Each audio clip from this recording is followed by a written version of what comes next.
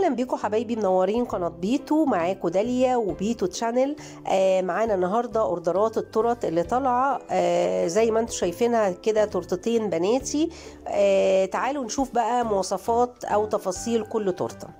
التورته اللي قدامكم دي تورته صيامي كلها من الالف للياء.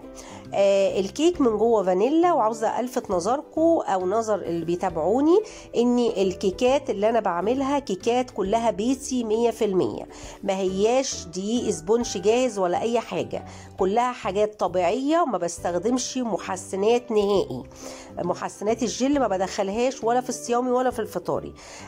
الكيك من جوه فانيلا، والحشو كان نصين، نص كريمه ونص شوكولا، والتزيين زي ما انتم شايفين كده من الكريم شانتيه والتوبرز.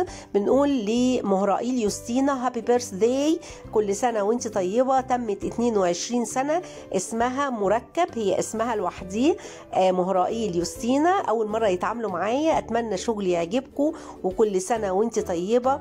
ويلا بينا نخش على تفاصيل التورته التانية. التورته بقى زي ما انتم شايفينها كلها الوان وكلها توبرز مبهج. التورته دي كلها فطاري. تعالوا اقول لكم الاول تفاصيل الداخليه للكيك من جوه. الكيك كان نصين، نصه فانيلا بحشو الكريمه مع صوص الفراوله البيتي البيوريه، والنص التاني كاكاو مع حشو الشوكولا مع الشوكليت شيبس، وده بناء على طلب العميله. كل الحشوات او تفاصيل التورته بتبقى الداخليه بالذات بتبقى بناء على طلب العميله، ولكن التفنيش النهائي اغلبهم بيدوني حريه التصرف مع اختيار الديزاين، بنختاره مع بعض. طيب دي كده التورته. التزيين كله من الكريم شانتيه وكل التوبرز زي ما انتم شايفينها كده، اشكالها جميله.